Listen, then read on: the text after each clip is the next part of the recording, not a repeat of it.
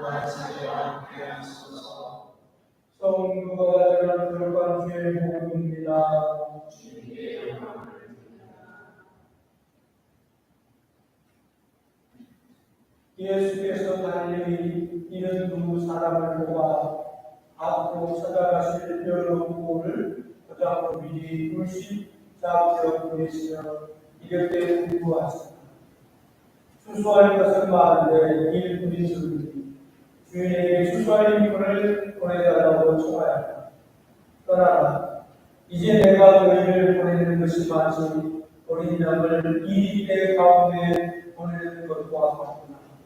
다닐 때 돈 주머니도 식량자로 신도 지니지 말 것이며 누구와 인사하느라고 가는 길을 멈추지도 말라. 어느 집에 들어가든지 먼저 그 댁의 평화를 하고 인사한다.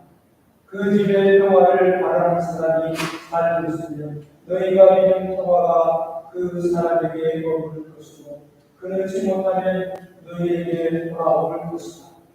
주인이 주는 음식을 먹고 마시면서 그 집에 머물러 있었다. 이 일꾼이 품살을 받는 것은 당연한 일이다. 이 집 저 집으로 옮겨다니지 마라. 어떤 동네에 들어가든지 너희를 환영하거나 주는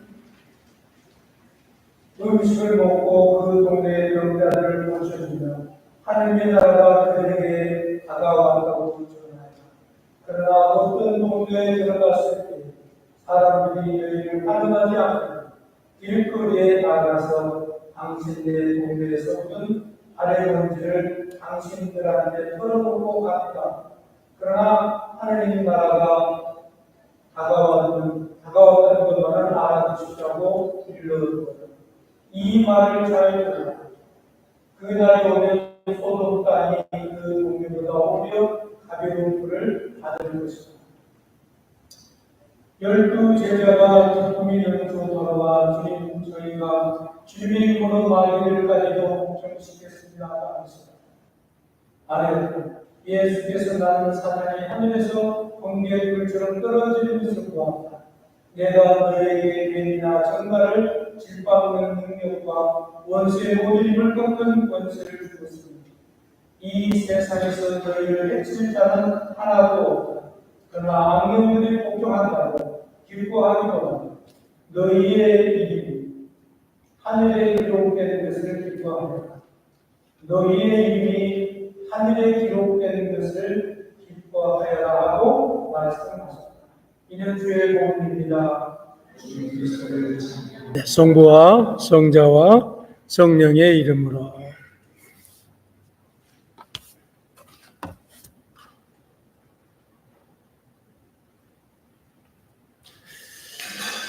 네. 오늘 아침 우리는 가치 있는 삶의 기쁨이라고 하는 주제로 함께 은혜를 나누기를 원합니다. 사람은 누구나 자신만이 원하는 기쁨을 찾으면서 인생을 살아가고 있습니다.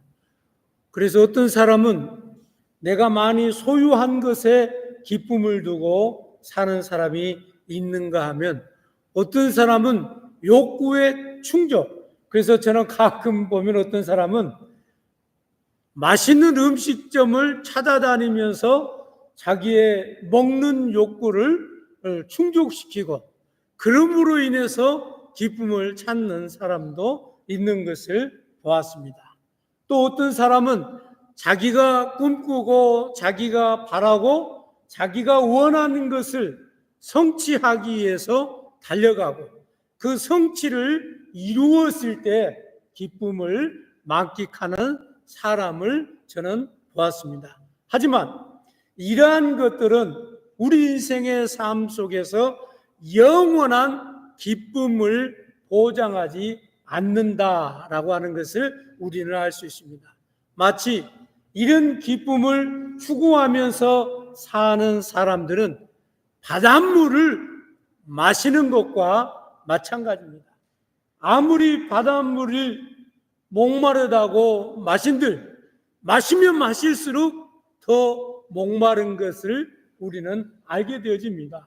다시 말하면 이 세상의 모든 기쁨을 추구하며 살아가지만 그 기쁨은 잠깐이지 우리에게 영원한 기쁨을 주지는 못한다라고 하는 것을 우리는 알 수 있습니다. 그래서 예수 믿는 사람들은 진정한 기쁨의 의미와 뜻을 알고 있습니다. 어쩌면 그래서 이 세상 사람들보다 예수 믿는 사람들의 생활의 질과 그 기쁨의 만족도가 예수 믿지 않는 사람들보다 높을 수 있습니다. 그렇다면 기독교인들만이 느끼는 참된 기쁨은 어디 있을까요?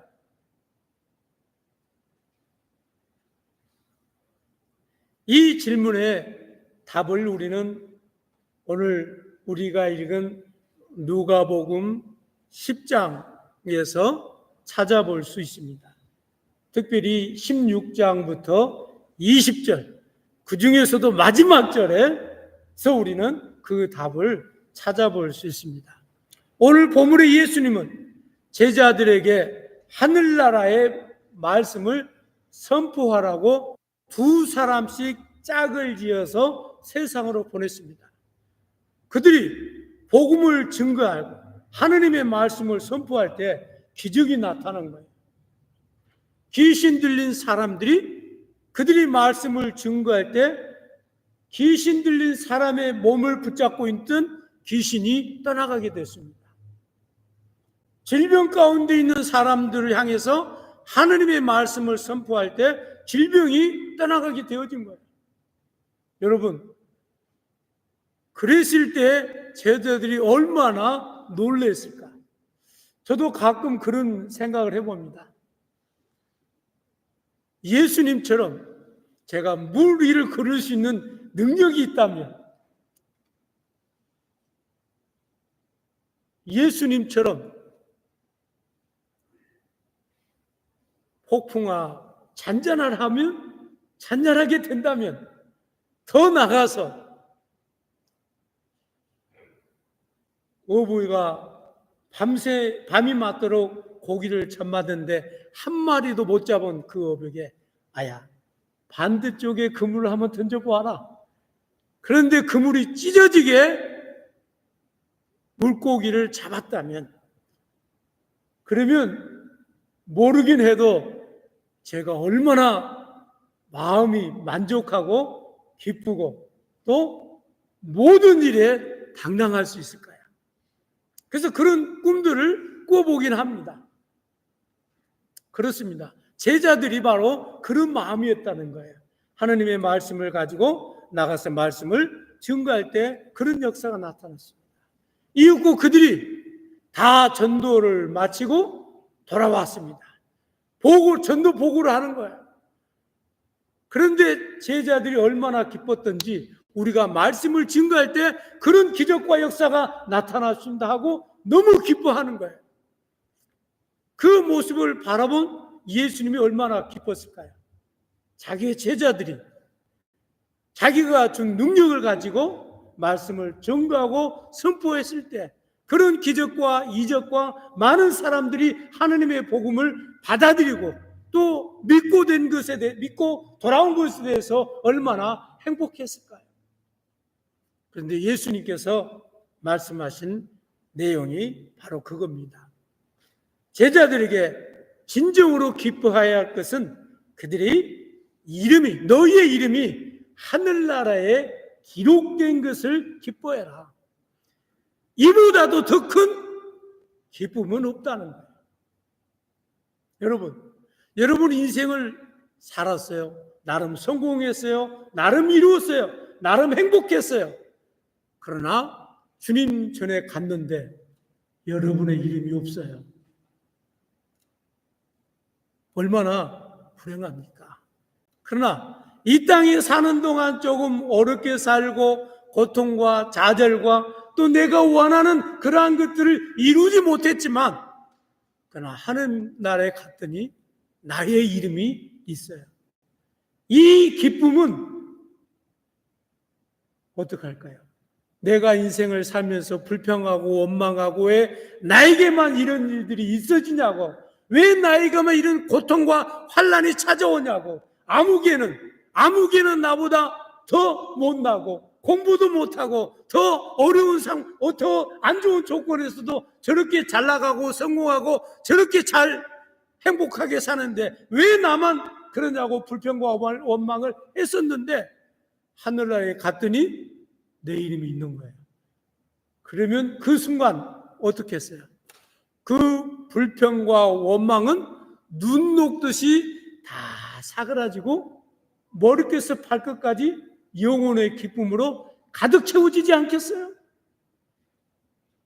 그래서 주님께서는 제자들에게 야야, 이 땅에 일어나는 그까지 기적 때문에, 이 땅에 일어나는 그런 것 때문에 기뻐하지 말고 너희의 이름이 하늘나라에 기록된 것을 기뻐하라.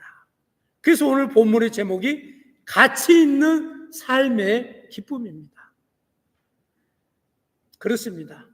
오늘 본 말씀에 우리가 추구해야 될 진정한 기쁨이 무엇인지를 깨닫게 해줍니다. 첫 번째로 오늘 본문을 통해서 세상이 말하는 기쁨의 한계를 깨닫게 해줍니다. 성경에 보면은요, 사람들이 기뻐하는 모습들이 몇 가지가 기록이 되어져 있습니다. 그 중에 하나가 농부가 열심히 땀을 흘렸어요. 그리고 가을에 추수를 했는데 많은 수확을 거두들였어요. 얼마나 기뻐할까요? 또 어리석은 부자는 돈을 많이 벌었습니다. 창고를 지었어요. 그 창고 가지고는 감당이 안 되는 거예요.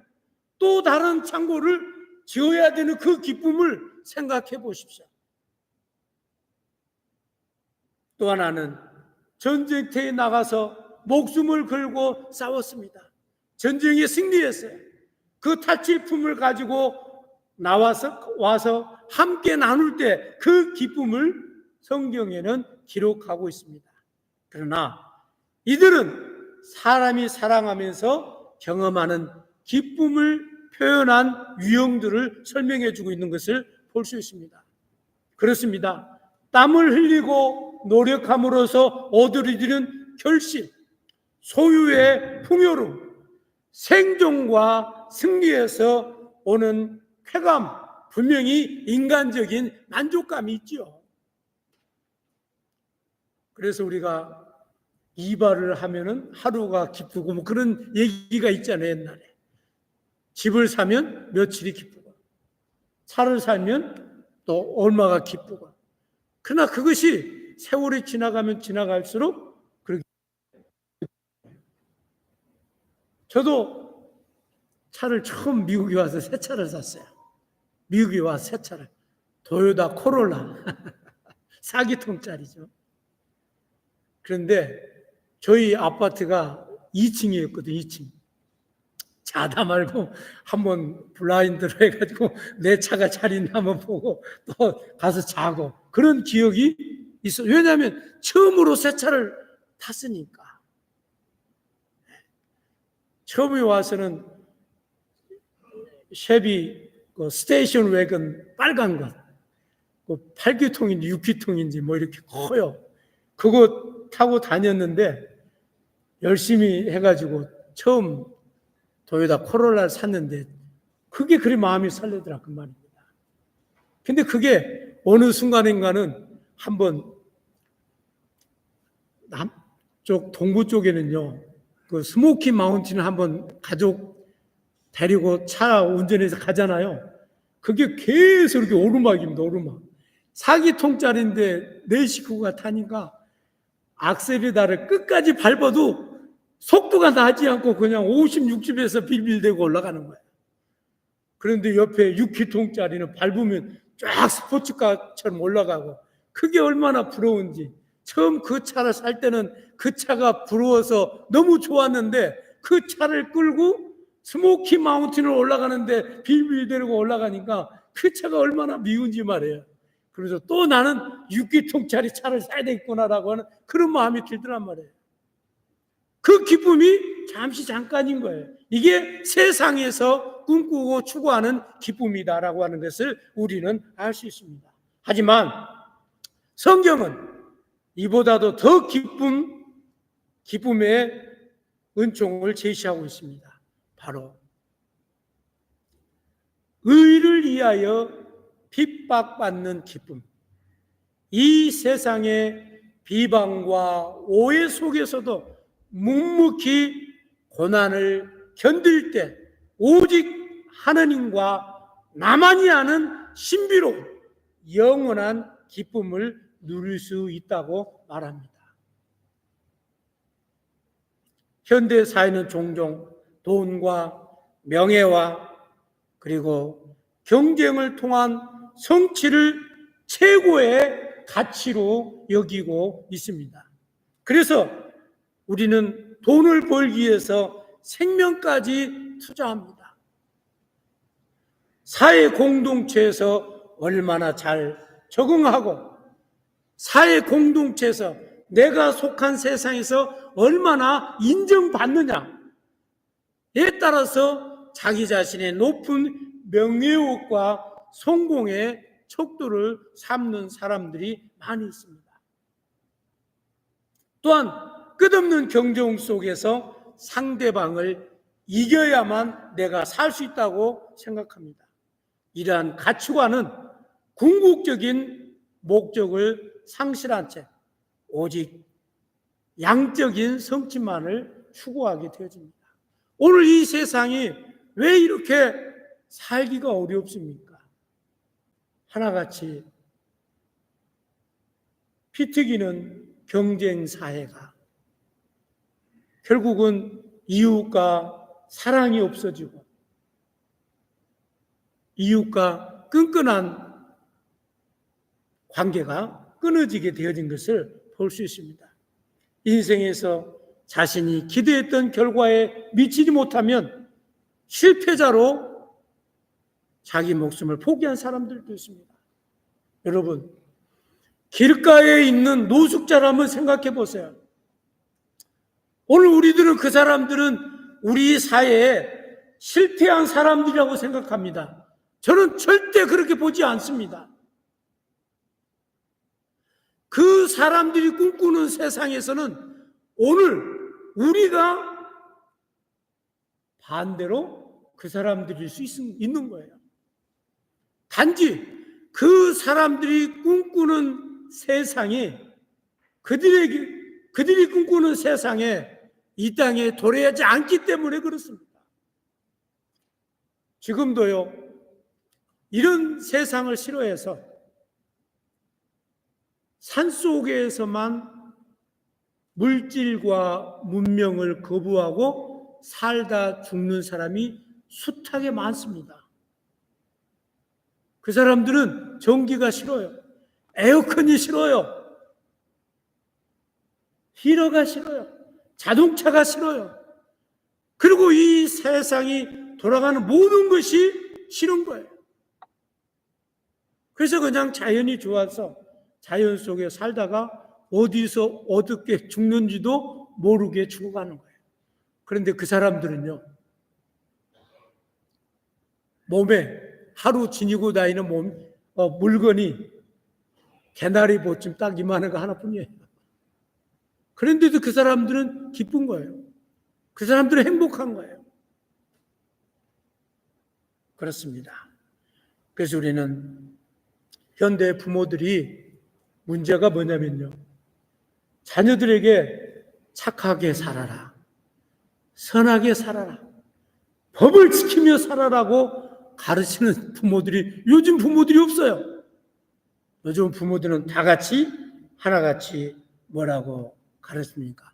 유능한 사람이 되어라. 유능한 사람은 어떤 사람입니까? 1등만이 유능한 사람인 거예요. 최고만이 유능한 사람인 거예요.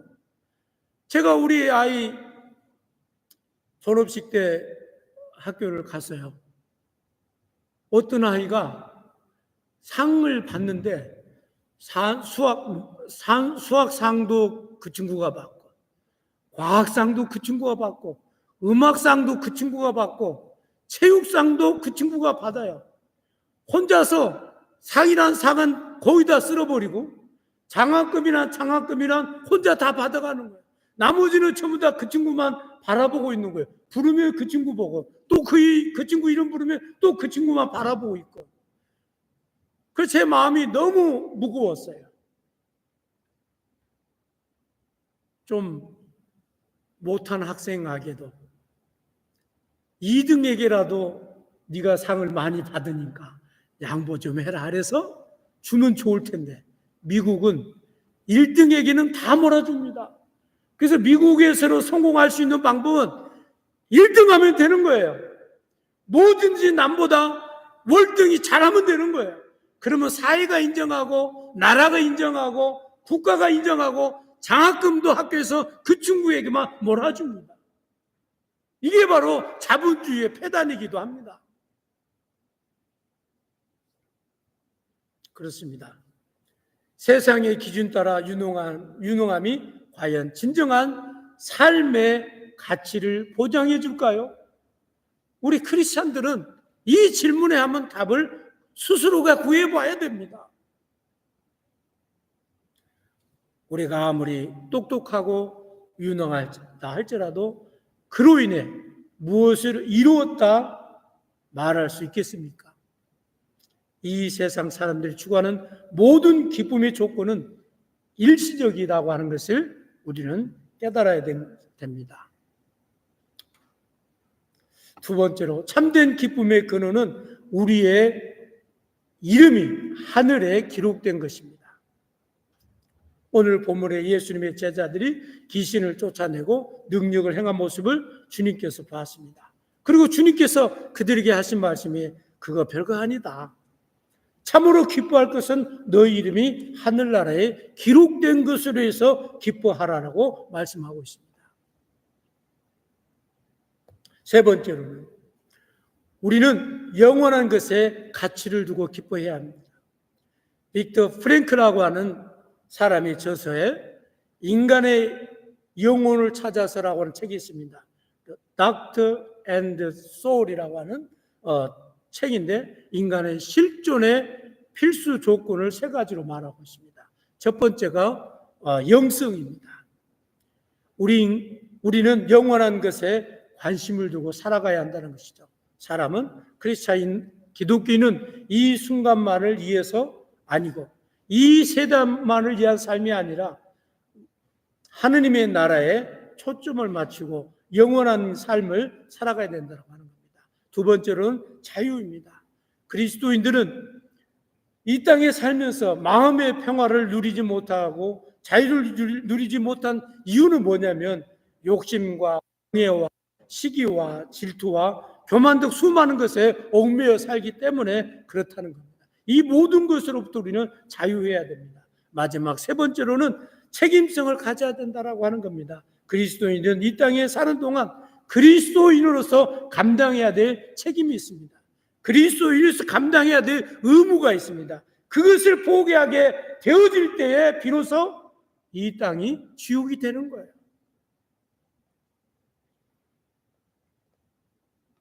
말씀의 결론을 맺습니다. 디모데후서 4장에 우리가 달려갈 길을 다 달려가고 믿음을 지켰을 때 우리 앞에 면류관이 기다리고 있다고 사도 바울은 고백하고 있습니다. 오늘 아침 우리의 삶의 의미와 일의 진정한 가치가 어디 있습니까? 우리는 무엇을 위해서 살아가고 있습니까? 세상의 헛된 욕망을 채우려고 애쓰는 것에 애쓰고 있지는 않습니까? 예수님께서 명확하게 말씀하십니다. 너희 이름이 하늘나라에 기록된 것으로 기뻐하여라. 하늘에 기록된 우리의 이름을 기뻐할 때 우리는 비로소 참된 능력과 감사와 지혜를 얻게 될 것입니다. 영원한 가치에 우리의 시선을 고정합시다. 하느님 안에서 자유롭고 책임감 있는 삶을 살아갑시다. 우리의 삶은 진정으로 가치 있고 기쁨이 충만해질 것입니다. 성부와 성자와 성령의 이름으로.